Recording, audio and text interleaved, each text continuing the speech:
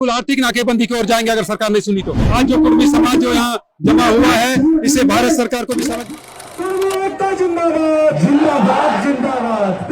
सरकार होश में नहीं चाहते हैं। आज इतना भीड़ निकला है, दिखा दीजिए ताकत और चैलेंज करके दिखा दीजिए।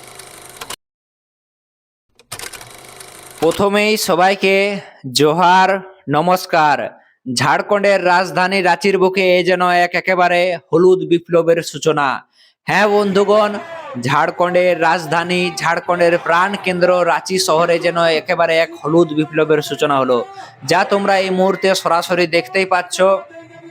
গতকাল রাঁচির প্রভাততারা ময়দানে হাজার হাজার লক্ষ লক্ষ কুর্মী সমাজের মানুষেরা জমায়েত করেছিল রাঁচির প্রভাততারা ময়দানে। হ্যাঁ বন্ধুগণ, রাঁচির প্রভাততারা ময়দানে শুধুমাত্র রাঁচি জেলা থেকেই নয়, ঝাড়খণ্ড রাজ্যের বিভিন্ন প্রান্ত থেকে কুর্মী সমাজের লক্ষ লক্ষ মানুষেরা কিন্তু গতকালকের র্যালিতে অংশগ্রহণ করেছিলেন তাদের যে ঐতিহ্যবাহী পোশাক রয়েছে সেই পোশাক পরে। আর তাই কোথাও না কোথাও সারা রাজধানী শহর যেন হলুদে হলুদময় হয়ে উঠেছে। আমরা দেখি সারাইকেলা থেকে শুরু করে ধানবাদ, বোকারো, এছাড়াও সাঁওতাল পরগনা এলাকার অর্থাৎ বিভিন্ন জায়গার কুর্মী সমাজের মানুষেরা গতকালকের র্যালিতে অংশগ্রহণ করেছিল। এবার সবচেয়ে বড় একটা প্রশ্ন, যে গতকালকের এই যে কুর্মী জাতির বা কুর্মী সমাজের এই যে এত বড় একটা জনসভা, সেই জনসভা থেকে কি বার্তা দেওয়া হয় আগামী দিনের কুর্মী আন্দোলনে, বা বিশেষভাবে এই এত বড় একটি জনসভা আগামী দিনে ঝাড়খণ্ডের সমাজ ও রাজনীতিতে কি কোনো বড়সড় পরিবর্তনের ইঙ্গিত দিয়ে গেল?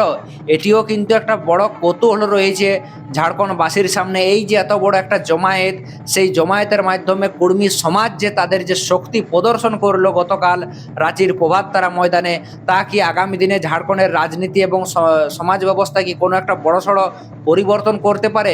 এবং সবচেয়ে বড় বিষয় রয়েছে বন্ধুগণ, যেটার দিকে সকলেরই দৃষ্টি ছিল, যে এই যে প্রভাততারা ময়দানে কি বার্তা দেওয়া হয়, অর্থাৎ কিভাবে কুর্মীদের দাবি পূরণ হবে।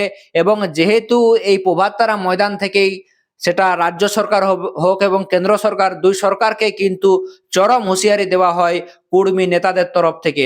তো সেই সমস্ত কিছুই কিন্তু আজকের এই ভিডিওতে বিস্তারিতভাবে আলোচনা করা হবে। তো প্রথমেই চলে আসি, কারা কারা এই কুর্মী মহার্যালিতে অংশগ্রহণ করেছিলেন, কোন কোন এমন বিশিষ্ট অতিথি ছিলেন। কারণ সকলের দৃষ্টি কিন্তু সেই স্টেজের দিকেই ছিল, সেই কুর্মী মহার্যালির যে স্টেজ রয়েছে সেই স্টেজের দিকেই কিন্তু সকলেরই কম বেশি দৃষ্টি ছিল, যে কোন কোন নেতাকে আমরা দেখতে পাবো। তো গতকালকের এই কুর্মী মহার্যালিতে আমরা দেখি যে বিশেষ করে কুর্মী সমাজের যিনি লিডার বা নেতা রয়েছেন মাননীয় শীতল ওয়েদার, উনি যেটা দাবি করেছিলেন যে সমস্ত রাজনৈতিক দলের যারা বিশেষ করে কুর্মী জাতি থেকে যারা নেতা রয়েছেন তাদের সকলকে কিন্তু আমন্ত্রণ জানানো হয়েছিল, কিন্তু গতকালকের জনসভাতে সেই রকম কোনো বড় মুখ কিন্তু আমরা দেখতে পাইনি। হ্যাঁ বন্ধুগণ, সেই রকম কোনো বড় পলিটিক্যাল পার্টির লিডার বা নেতা কিন্তু গতকালকের যে মঞ্চ রয়েছে সেই মঞ্চে কিন্তু তারা আসেননি।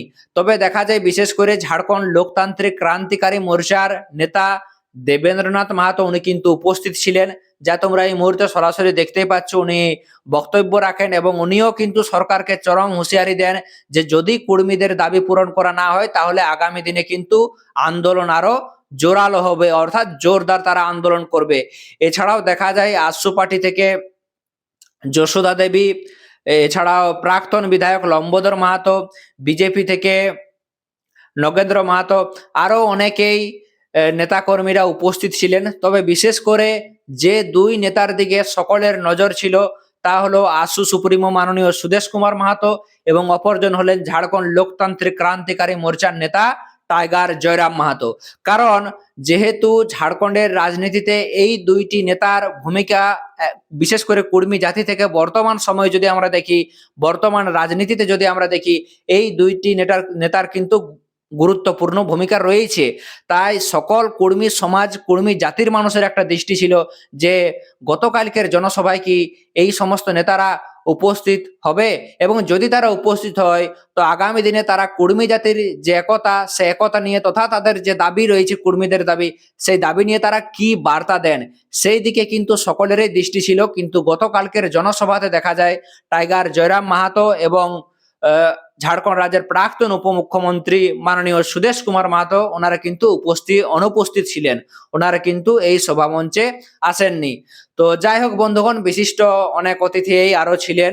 আমরা দেখি কর্মী সমাজের নেতা অমিত মাহাতো থেকে শুরু করে আরো যারা সমাজের যারা লিডার বা নেতা ছিলেন তারা মোটামুটি সকলেই উপস্থিত ছিলেন। এরপর চলে আসি বন্ধুগণ, যে সবচেয়ে একটা বড় বিষয়, যে এই যে গতকালকের যে এই মহা র্যালি হয়, যা তোমরা এই মুহূর্তে সরাসরি দেখতেই পাচ্ছ, এই যে মহা র্যালি থেকে কি বার্তা দেওয়া হয়, এই মহা র্যালি থেকে আগামী দিনে কর্মী আন্দোলন নিয়ে কি বার্তা দেওয়া হয়। তো কোথাও না কোথাও এখানে আমরা দেখি যে দুটা বার্তা সবচেয়ে বড় উঠে আসে। সেই বার্তাটি কি না, প্রথম যে বার্তাটা দেওয়া হয় যে আগামী দিনে এখানে সরাসরি কিন্তু কেন্দ্র এবং রাজ্য সরকারকে হুঁশিয়ারি দেন এই মহারেলির যিনি মূল নেতা রয়েছেন, অর্থাৎ যিনি ডাক দিয়েছেন মাননীয় শীতল ওয়েদার, উনি কিন্তু কেন্দ্র সরকারকে এই মঞ্চ থেকে চরম হুঁশিয়ারি দিয়েছেন যে যদি কর্মী জাতিকে এসটি বা শিডিউল ট্রাইব তালিকার অন্তর্ভুক্ত যদি অতি দ্রুত, এছাড়াও এসটির পাশাপাশি যে আরো একটি বড় দাবি ছিল, সেই দাবিটা কি না, কর্মীদের যে ভাষা রয়েছে কুড়মালি ভাষা, সেই কুড়মালি ভাষাটিকে ভারতীয় সংবিধানের 8ম তফসিলিভুক্ত করতে হবে। আর যদি সরকার কর্মীদের এই দুটি দাবি যদি না পূরণ করে, তাহলে কর্মীরা কিন্তু আগামী দিনে বৃহত্তর আন্দোলন করবে। শুধু তাই নয় বন্ধুগণ, এখানকার যিনি মুখ্য নেতা রয়েছেন মাননীয় শীতল ওয়েদার, উনি কিন্তু পরিষ্কার জানিয়েছেন যদি কর্মীদের দাবির ব্যাপারে কেন্দ্র সরকার এবং রাজ্য সরকার মাথা না ঘামায়, তাহলে তারা সরাসরি ঝাড়খণ্ডে যে অর্থনৈতিক অবরোধ, অর্থাৎ সড়ক থেকে শুরু করে রেল সমস্ত কিছু কিন্তু অবরোধ করতে তারা বাধ্য হবে। এমনই ভাবে কিন্তু হুঁশিয়ারি দিয়েছেন রাজ্য এবং কেন্দ্র সরকারকে। আর এছাড়াও আমরা দেখি যে বিশেষ করে রেল রোকোর পরেই কর্মী সমাজের ডাকে যে রেল অবরোধ হয়, সেই রেল অবরোধের পরেই আমরা দেখি যে বেশ কিছু সংগঠন রয়েছে যারা কর্মীদের এসটির দাবির কিন্তু বিভিন্ন জায়গাতে বিরোধিতা করেছে, সেটা সোশ্যাল মিডিয়াতে হোক বা বিভিন্ন মঞ্চ থেকে হোক বা বিভিন্ন পথসভার মাধ্যমে হোক বা র্যালি করে হোক।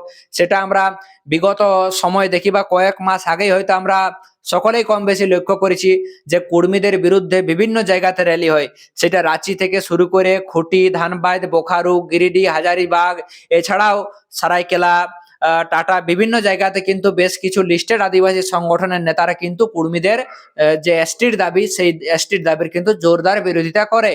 তবে এই নিয়ে শীতল ওয়েদার কিন্তু পরিষ্কার সেই সমস্ত সংগঠনের নেতাদের উদ্দেশ্যে একটা বড় বার্তা দিয়ে গেলেন।